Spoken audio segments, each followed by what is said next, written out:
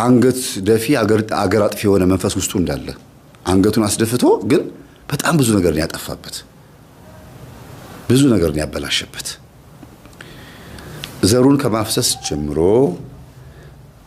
ወደ ውጭ ወጣ ብሎ ሶሻል ላይፉን እንዳይኖር እስከማድረግ ድረስ ይሄ ሁሉ ደግሞ አይነ ጥላ ነች ብትባልም ያቺ አይነ ጥላ ደግሞ ከማን የመጣችው ከተወለደ በኋላ የበላችሁ መንፈስ ናት የበላችሁ ቡዳ ናት የዛች ሴትዮ የቡዳ መንፈስ ከዚህ ልጅ ጋር አብራን ያደገችው ያኔ እንደበላችሁ የነበራት እድሜ ለምሳሌ 30 አመት ላይ ከነበረች ያን ጊዜ ልጁን በቡዳ ስትበላው ወይም ደግሞ 35 አመት 40 አመት ከሆነች በዛ እድሜ ላይ ሆና ስለሆነ በቡዳ የበላችሁ ሁሉ ጊዜ ለሊት መጥቶ በቡዳ በህልም ሲታየውና ሲገናኘው ያ መንፈስ በዛ እድሜ ላይ ሆና ነው የምትመጣው ሴትየዋ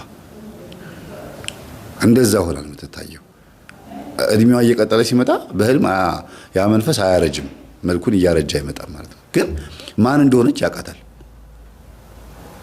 ምን ይበለሰው እስቲ ምን ይናገራው ትመጣለች ታገናኘኛለች መምጣቷን እስኪናፍቅ ድረስ የሆነበት ጊዜ ሁሉ ነበር ዛሬ አትመጣም እንደ እስኪል ድረስ ከእንቅልፉ ብንን ሲል ፓንቱ በስብሶ ራሱን ሲያገኘው ደስ ይለው ነበር አንዳንድ ጊዜ ለምን የሚሰማው ስሜት ነው የሚያስበው እሱ ዓለማዊ ነው ምንም ያውቀው ነገር የለም አትመጣም እንዲች ሴትዮ እስኪል ድረስ ለእናቱ ማይነግራቸው ማንዱ ፈልጎት ስለሚያደርገው ነው ይሄን ነገር የሚገርማቸው እና በዚህ ልክ መንፈሱ ይጫወትበት ነው በሴትየዋ ግን የምታውቀው ነገር የላትም ቤቷን የተኛችው መንፈሷ ነው እንግዲህ የሚመጣው አንዴ ገብቷል እናትየዋ ላይ ደግሞ በቅቤ የገባው መንፈስ እናትየዋ ምን አድርጓቸዋል የምትለው ሴትየዋ በሙሉ እሺ እንዲሉ ነው ያደረገው እሳቸው ምንም ነገር ቢባሉ እሺ ነው የሚሉት በቃ ባልሽን ፍቺ እሺ ይሄ ነገር ሲያብድር ይሄ እንደዚህ ሲጭኝ በቃ እሺ ነው ከባድ ነው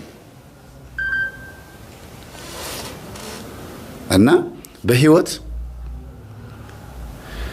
ሙሉ ህይወታችሁ የምትፈተኑበት ጊዜ አለ ልጁ ሙሉውን ነው የተፈተነው ሴትየዋ ግን ግማሽ ህይወታቸውን የተፈተኑት ከወለዱ ጊዜ ጀምሮ አዲስ ሰፈር ከገቡ ጊዜ ጀምሮ ነው እሳቸው ማገናዘቢያ ጊዜ ነበራቸው ለምንድን ነው እንደዚህ ሆንኩት ማለት ይችሉ ነበር እሱ ግን ከልጅነት ጀምሮ ስለሆነ በቃ ላይፍ የሰጠችው ህይወት የሰጠችው እድሌ ነው ብሎ ነው የሚያስበው አብሮ የተፈጠረ ነገር ስለሆነ ብሎ ነው የሚያስበውና አንዳንዴ እናንተ የምታገናዝቡ እናቶች የሆነ ጊዜ ላይ ግልብጥ ካለባችሁ ዳይቨርት ኮነባችሁ ላይፋችሁ ለምንድን ነው ግን ከዚህ ጊዜ ጀምሮ እንደዚህ ሆንኩት ማን ነው በህይወቴ ላይ ጣልቃ የገባብኝ ማን ናት እሷ ብላችሁ ማሰብ አለባችሁ እና ይሄ ነገር አንዱ ይሄ ነው ሌላ ሁለተኛው ነገር ደግሞ በቤት ሰራተኝነት የምትሰሩ ሴቶች እህቶቻችን በዝሙት ህይወት በብዙ ቦታ ላይ እናንተም ልትወልቁ ትችላላችሁ ልትደፈሩም ትችላላችሁ በግድ ልትገደዱም ትችላላችሁ ዞሮ ግን ሩካቤ የማይቀርላችሁ ሆኖ ብዙ ቦታ ላይ ፈጽማችሁት ሊሆን ይችላል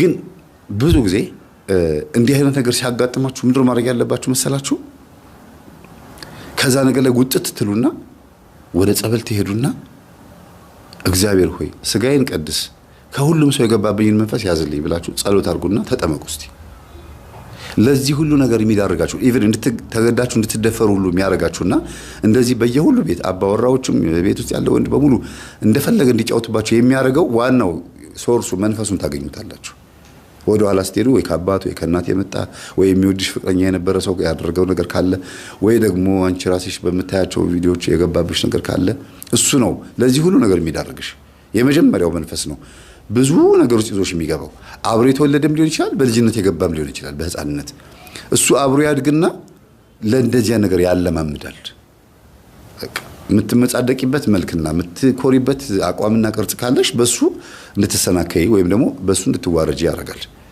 ወይም ደግሞ መጥፊያሽ እንዲሆን ያደርጋል ወይም ደግሞ በሱ እንድታዝኚ በዛ በማንነትሽ እንድታዝኚ ያደርጋል ምን ነው ይሄ ነገር ባልተሰጠኝ እስክትይ ድረስ ከዛ ደግሞ አሲድ እስከ መደፋት የሚደርስባቸው እህቶችም አሉ በዛ ሲኩራሩ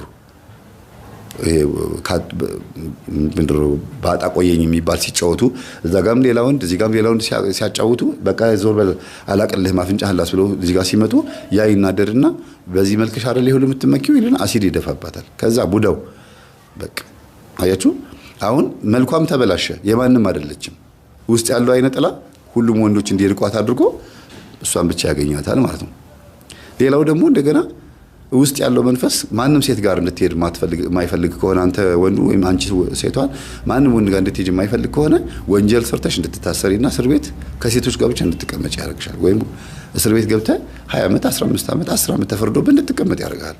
እስር ቤት ዝም ብለህ ትበሰብሳለህ። ግን ለወሲብን እያረክ ወይም ደግሞ ብቻ በዛም በዚህም ብሎ ወንጀለኛ ሆነ እዛ እንድትቀመጥ ያደርጋል። በግላጭ ያገኘሃል ማለት ነው። ስለዚህ አንዳንዴ በህይወታችን ውስጥ ድንገት የሆነ በጣም ከባድ ነገር ሲመጣብን ለምንድን ነው እንደዚህ ሆንኩት ብላችሁ አስቡ። ምንድን ነው እዚህ ነገር ውስጥ የከተተኝ? ሂደት ውስጥ እንዴት ነው ያደገው ኃጢአቱ ብላችሁ አስቡ። በጣም ብዙ ነገር ታገኛላችሁና ራሳችሁን ጠብቁ። በቤት ሰራተኝነት ውስጥ ያላችሁ ሰዎች ውጡና ከዚህ ነገር ውስጥ ተጠመቁ እስቲ። በቃ ለምንድን ነው ሁሌ የምርመጠመጠው ሰው ቤት ውስጥ? ለምን እንደዚህ መሆነው? ለምንድን ነው የራሴን ትዳር ማልኖረው ብላችሁ አስቡ። ያርመጠመጣችሁ ያ ከቤተሰብ የመጣም ሊሆን ይችላል፣ ወይ ደግሞ ተንኮል የእናትና አባት ጸበኛ የሆኑ ጎረቤቶቻችሁ ያደረጉት ሊሆን ይችላል። የዚህ ልጅ አሁን መንገላታት የእናቱ ከጎረቤት ሴትዮዋ ጋር ያላት ቁርኝነት ነው አይደል? በማያውቀው ነገር ግን ይሄ ሁሉ እድሜውን ተጉላላ ማለት ነው።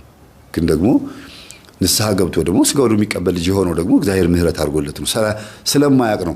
ለዚህ ነው ምንም የማያውቁ ሰዎችን እግዚአብሔር ያግዛቸዋል። ክርስቶስ ለእንደዚህ አይነት ሰዎች ለደካሞች ሊያግዛቸው ይችላል ብሎ ቅዱስ ጳውሎስ የተናገረው ለዚህ ነው።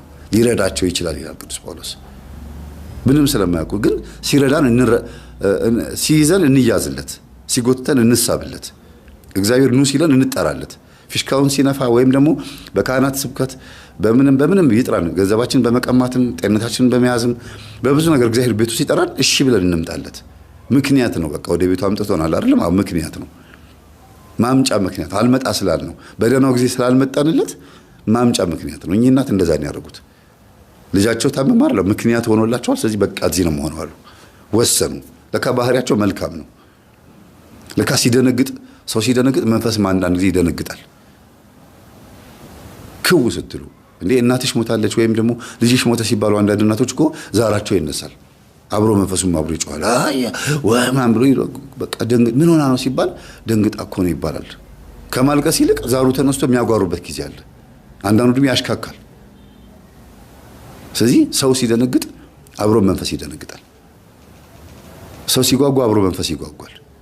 ሰፍ ስትሉ አብሮ ሙሱም ሰፍ ይላል። ስለዚህ ማስደንገጥ ያስፈልጋል። ቁርጥ ውሳኔ በመወሰን ማስደንገጥ አለባችሁ ማለት ነው።